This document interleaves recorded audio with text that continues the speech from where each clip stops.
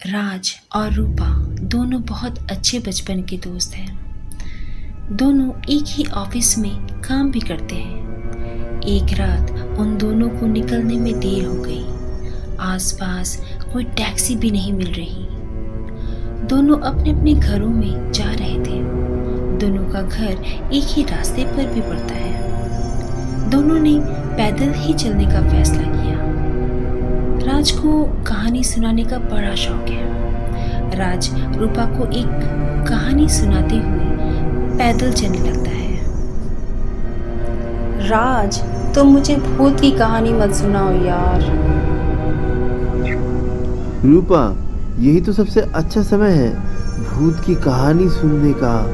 रास्ता सुनसान है, अंधेरा है, दूर दूर तक कोई नहीं है। रास्ते के दोनों तरफ जंगल है, बीच में 2 लाइट पोस्ट है, टिमटिमाती बत्ती के साथ। तो क्या हुआ? तुम मुझे डरा रहे हो? मुझे तुम्हारी इन सब बातों से ना डर नहीं लगता। मज़े की बात तो ये है कि आज अमावस्या की रात है। आज तो भूत की कहानी सुन के मज़ा ही आ जाएगा।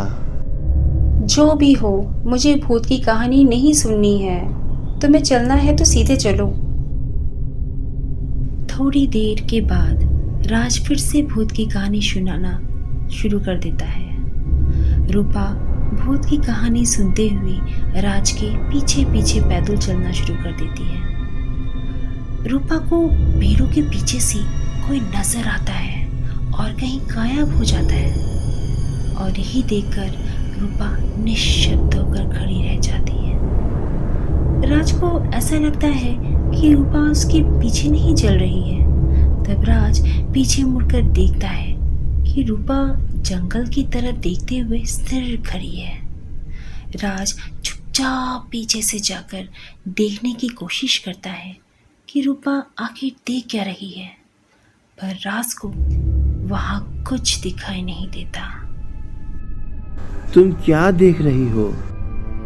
मगर रूपा कोई जवाब नहीं देती है।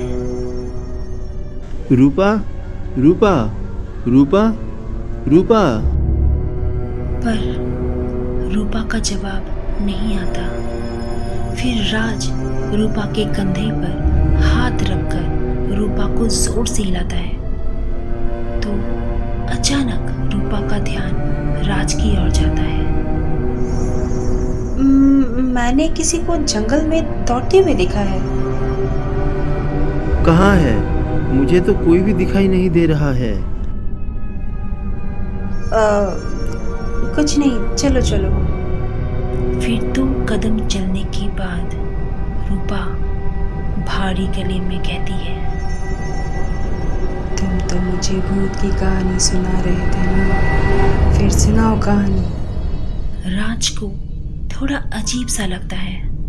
राज सोचता है रूपा को तो भूत की कहानी इतनी अच्छी नहीं लगती, फिर वह खुद से भूत की कहानी क्यों सुना चाहती है। अभी तो कह रही थी कि मुझे भूत की कहानी नहीं सुनना है, फिर अभी इसको क्यों सुनना है। रूपा इस बार और भी भारी गले में बोलने लगती है, क्या हुआ? कहानी सुनाने बोली थी ना, कहानी सुनाओ। राज सोचता है रूपा तो कभी ऐसी गुस्से से बात नहीं करती, ना ही इतनी भारी आवाज में बात करती है। फिर भी राज कहानी सुनाने लगता है। रूपा की हरकतें देखकर राज को डर लग रहा था। कुछ दूर चौरस्ते पर राज को लाइट दिखा। वहां पहुंचते ही राज को टैक्सी दिखाई देता है। टैक्सी दिखते ही राज के मन में थोड़ा बल आता है कि अब तो हम सुरक्षित घर पहुंच जाएंगे। राज रूपा को बड़ी उत्साह से कहता है, वो देखो, कार खड़ी है, जल्दी से हम कार पे चढ़ते हैं। राज खुशी के मारे दौड़ के कार के पास जा ही रहा था कि रूपा अचानक से बोल उठती है, हम कार में नहीं जा रहे हैं, हम कहानी सुनते सुनते पैदल ही घर जाएंगे। कोई बात नहीं, मैं कार में ही कहानी सुना दूंगा। मुझे पैदल ही जाना है। अब राज सोच में पड़ गया कि अब मैं करूं तो क्या करूं। रूपा को देख के डर भी लग रहा है। अब घर जल्दी भी नहीं जा सकते। रूपा मेरी बचपन की दोस्त है, मैं तो उसको अकेला भी नहीं छोड़ सकता। अब राज कहानी सुनाते सुनाते रूपा से थोड़ा आगे आगे और जल्दी जा रहा था। रूपा शांत और चुपचाप चल रही थी, पर जैसे ही राज चुप हो जाता, रूपा गुस्से से कहती, कहानी बोलते रहो। राज को रूपा की हरकतें देखकर बहुत अजीब सा लग रहा था। जैसे ही रूपा का घर आने वाला था, राज ने रूपा के पापा को धीरे से मैसेज कर दिया था कि अंकल आप आंटी को लेकर नीचे आ जाइए। रूपा और मैं घर के आसपास आ चुके हैं। अंकल भी राज को रिप्लाई भी कर देते हैं ओके लिखकर। जैसे जैसे रूपा का घर पास आता गया, राज और तीव्र गति से चल रहा था। राज रूपा के घर के पास से गुजरता है, लेकिन राज देखता है कि रूपा अपने घर ना जाकर राज के पीछे पीछे ही चल रही थी। राज चिल्लाता है, अंकल आंटी आप लोग रूपा को जल्दी से घर लेकर जाओ। तभी राज को एक टैक्सी दिखता है और राज उसमें बैठकर अपने घर चले जाता है। रूपा अचानक वायलेंट हो जाती है और वह किसी का भी बात नहीं मानती। तब अंकल आंटी जबरदस्ती रूपा को घर लेकर जाते हैं। वह एक ही रट लगाए रहती है, मुझे राज की कहानी सुनना है, मुझे राज की कहानी सुनना है। तभी राज का कॉल आता है अंकल को। अंकल राज से कहते हैं, रूपा को क्या हुआ? वो ऐसा क्यों बिहेव कर रही है? उसे संभालना मुश्किल हो रहा है। अंकल आप रूपा को जल्दी से एक कमरे में बंद कर दो। रूपा को बंद करने के बाद रूपा दरवाजा पीटती रहती है और एक ही बात बोलती रहती है, राज को बुलाओ, मुझे कहानी सुनना है। राज को बुलाओ, मुझे कहानी सुनना है। क्या हुआ है रूपा को? राज अंकल को पूरी बात बताता है। फिर दोनों मिलकर सोचते हैं कि क्या करना है। अंकल आप फोन रूपा को धीरे से दे दीजिए, मैं रूपा से बात करता हूँ।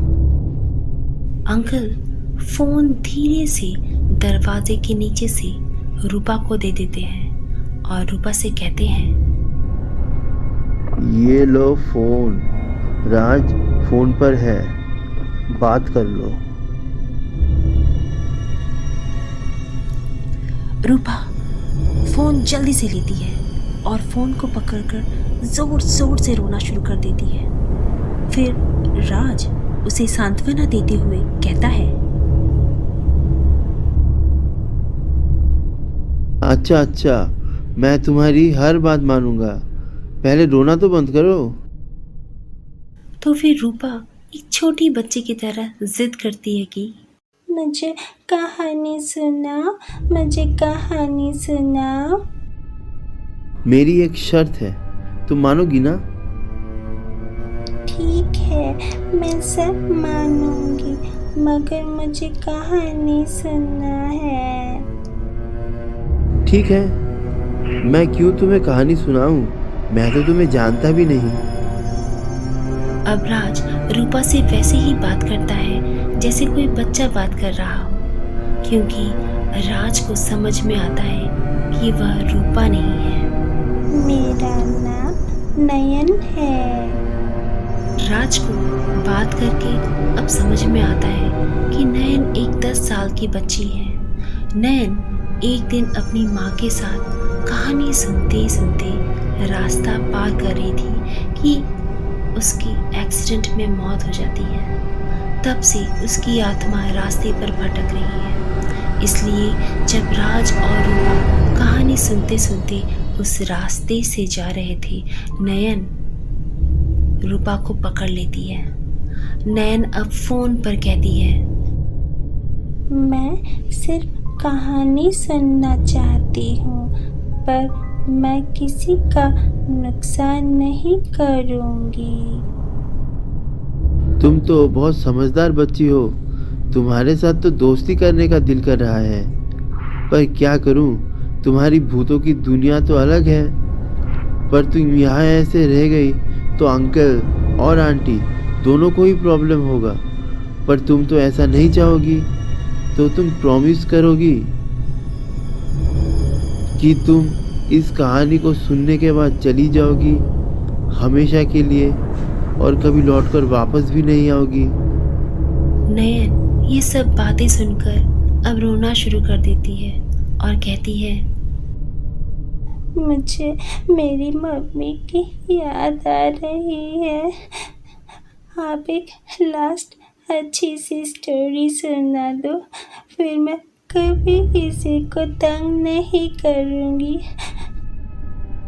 राज बहुत अच्छी सी कहानी सुनाता है जिसमें उसी की तरह एक लड़की और उसकी माँ होती है।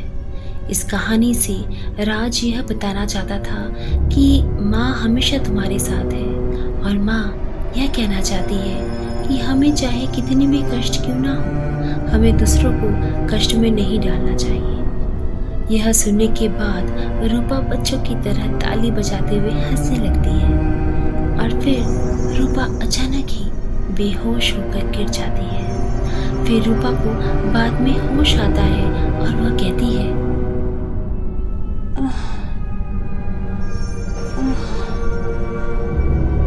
क्या हुआ? आप सब यहाँ पर ऐसे क्यों बैठे हो? कुछ नहीं, तुम टायर्ड हो गई थी, इसलिए बेहोश हो गई थी। अब तुम ठीक हो।